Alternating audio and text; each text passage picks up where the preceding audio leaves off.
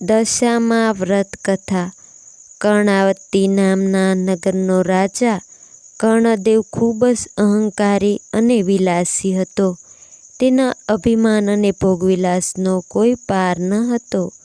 તેને કમલાવતી નામની એક ગુણવાન અને ચારિત્રશીલ પત્ની હતી. તે જેટલી આસ્તિક હતી એટલો જ કર્ણદેવ નાસ્તિક હતો. રાણી કમલાવતી કર્ણદેવને ઘણીવાર સમજાવતી કે અભિમાન સારી વસ્તુ નથી. માણસે ધર્મકાર્યમાં પણ ધ્યાન આપવું જોઈએ. સુખ અને વૈભવ આજશે કાલે નથી. પરંતુ રાજા કર્ણદેવ તો રાણીની આ સલાહ માનવાને બદલે ઉલટું વધુને વધુ બગાડવા લાગ્યો. તે સૂર અને સુંદરીમાં મદ અને કેપમાં મસ્ત રહેવા લાગ્યો. એક દિવસ નિરાશ રાણી મહેલના ઝરૂખામાં ઊભી હતી. ત્યારે તેણે થોડા દૂર નદી કિનારે કેટલીક સ્ત્રીઓને ભેગી મળી કંઈક વ્રત કરતી જોઈ. તેણે દાસીને બોલાવી એ સ્ત્રીઓ શું કરતી હતી તે જાણી લાવવા મોકલી. થોડીવાર પછી દાસી પાછી આવી અને રાણીને કહ્યું, રાણીજી, એ સ્ત્રીઓ તો દશામાનું વ્રત કરે છે. રાણી આશ્ચર્ય પામી. તેણીએ પૂછ્યું, એ વ્રત કેવી રીતે કરાય તે જાણી લાવી છે? હા, તેમણે કહ્યું કે અમે સૂતરના 10 તાંતણા લઈએ, તેને કંકુથી રંગીએ છીએ, તેને 10 ગાંઠો વાળીએ, દશામાની માટીની મૂર્તિ બનાવી તેની પૂજા કરીએ છીએ. આ સાંભળી રાણીને પણ દશામાના વ્રત કરવાનું મન થયું. તેણે રાજાને વાત કરી. રાજાએ તેની હાંસી ઉડાવતા કહ્યું, રાણી, આ વ્રત વધુ તતિંગ છે. આપને શેની ખોટ છે? આપણે આ વ્રતથી પૂરી કરવી છે. ધન, દોલત, કીર્તિ, સુખ, સાહેબી, સંતતિ બધું જ આપણી પાસે છે. તો પછી તારે આ વ્રત કરવાની શી જરૂર છે? અને રાજાએ રાણીને દશામાના વ્રત કરવાની સ્પષ્ટ ના પાડી દીધી. રાણી ઉદાસ થઈને ત્યાંથી જતી રહી. પરંતુ માતા દશામાં પોતાનું આવું ઘોર અપમાન થયેલું જોઈ ક્રોધિત થઈ ઉઠ્યા. તેમણે અભિમાની રાજાને પાઠ ભણાવવાનું નક્કી કર્યું. બીજા દિવસે સૂર્યોદય થતાં જ પડોશી દેશના રાજા લશ્કર કર્ણાવતી ઉપર ચડી આવ્યા. આ એકાએક આક્રમણથી કર્ણદેવ હેબતાઈ ગયો અને લડાઈમાં હારી ગયો. પડોશી રાજાએ તેનું રાજપાટ ઝૂંટવી લીધું. જીવ બચાવતા રાજા રાણી 2 કુંવરોને લઈ નાસી છૂટ્યા. રસ્તામાં રાણીએ કહ્યું કે તમે મને દશામાતાનું વ્રત કરવાની મનાઈ કરેલી, તેથી માતાજીનો કોપ તમારા ઉપર ઉતર્યો છે. રાજાએ આ સાંભળી રાણીને મારી. આમ ભૂખ, તરસ, શોક, ત્રાસ વેઠતા વેઠતા રાજા રાણી અને બંને કુંવરો એક વાડીમાં પહોંચ્યા. ત્યાં થાક ઉતારવા બેઠા. ત્યાં તો એકાએક વાડીમાં બધા જ ફૂલઝાડ કરમાઈ ગયા. રાજા રાણી અને બંને કુંવરો આ જોઈ આશ્ચર્ય પામ્યા.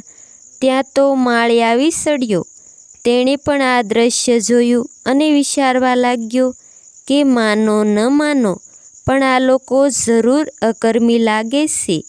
નહીંતર હરીભરી લીલોતરી આ રીતે એક ક્ષણમાં સૂકું ભટ્ટ થાય નહીં. તેણે એમને અડધૂત કરી કાઢી મૂક્યા. રાજા રાણી બંને કુંવરો નિરાશ થઈને ત્યાંથી આગળ ચાલવા લાગ્યા. થોડે દૂર ગયા પછી એક વાવ આવી. વાવ જોઈને બધાને પાણી પીવાનું મન થયું. કુંવરો તો ઝડપથી ચાલતા ચાલતા વાવના પગથિયાં ઉતરવા લાગ્યા. પરંતુ વાવમાં ગયા તો બંને કુંવર અદૃશ્ય થઈ ગયા. રાજા અને રાણી બંને કારમું કલ્પાન કરી ઉઠ્યા. રાજાને હવે મનોમન પસ્તાવો થવા લાગ્યો કે જરૂર દશામાના ક્રોધનો જ તે શિકાર બન્યા છે. પહેલાં રાજ્ય ગયું અને હવે બંને કુંવરો રાજાએ કહ્યું, રાણી તું રડીશ નહીં. જેણે કુંવરો આપ્યા હતા તેણે જ પાછા લઈ લીધા છે. રાજા અને રાણી આગળ ચાલ્યા. ચાલતા ચાલતા તેઓ એક ગામના પાદરે પહોંચ્યા. રાજા આનંદ થઈ ઉઠ્યો અને કહ્યું, રાણી આ તો મારી બહેનનું ગામ છે. ચાલ મારી બહેનને મળતા જઈએ. રાજાએ એક માણસને બોલાવી પોતાના આગમનનો સંદેશ આપવા બહેનને ત્યાં મોકલ્યા.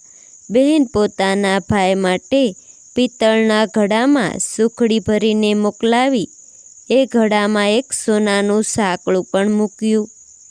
રાજાએ ઘડામાં જોયું તો સુખડીની જગ્યાએ કોલસો અને સાંકળની જગ્યાએ ફૂફાડા મારતો કાળોતરો નાગ હતો.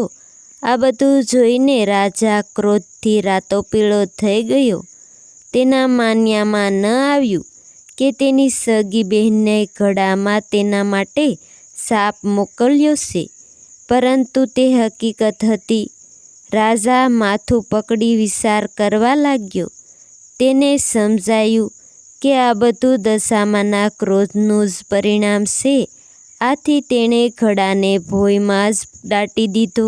રાજા અને રાણી આગળ વધ્યા. ચાલતા ચાલતા એક નદી આવી. નદીના કિનારે સીભડાની વાડી હતી.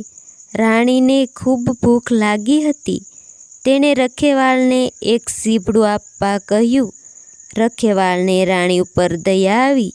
તેણે રાણીને એક સીભડું આપ્યું. રાણીએ સીભડાને સાડીના છેડાથી ઢાંકી દીધું. રાણીને થયું કે કોઈ કૂવાના કિનારે શાંતિથી સીભડું ખાઈ પાણી પીશું.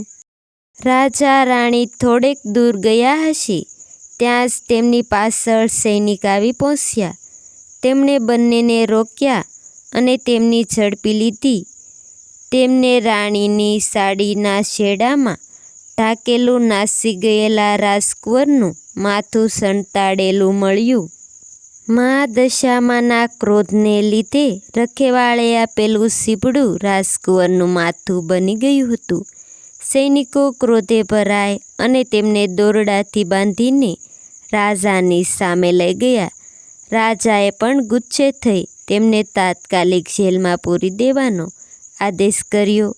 જેલમાં બેઠા બેઠા રાજા રાણી આ ઘટના ઉપર શાંત ચિત્તે વિચાર કરવા લાગ્યા.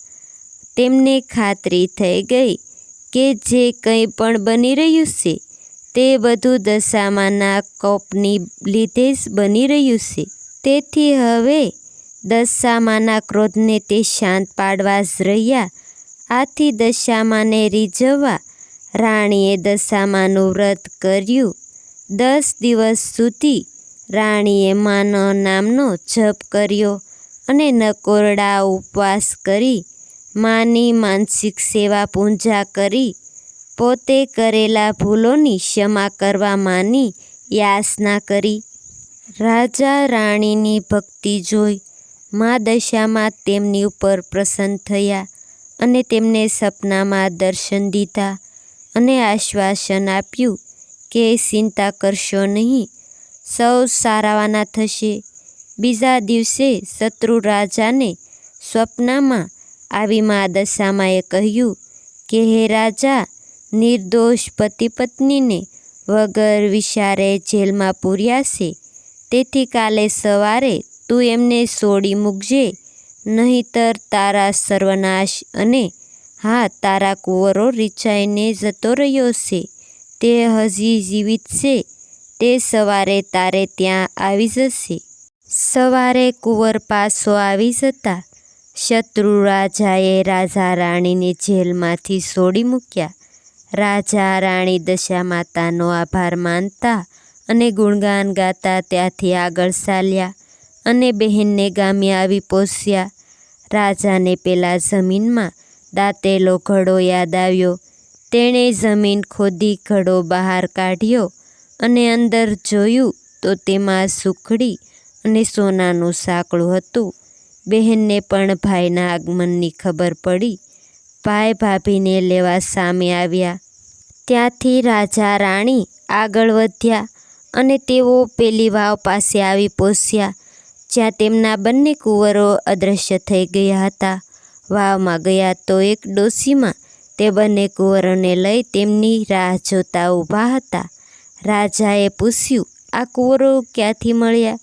જવાબમાં દશામાતાએ તેમનું અસલ સ્વરૂપ પ્રગટ કર્યું અને રાજા રાણીને આશીર્વાદ આપતા કહ્યું, હે રાજન, તારી રાણીની ભક્તિથી હું પ્રસન્ન થઈ છું.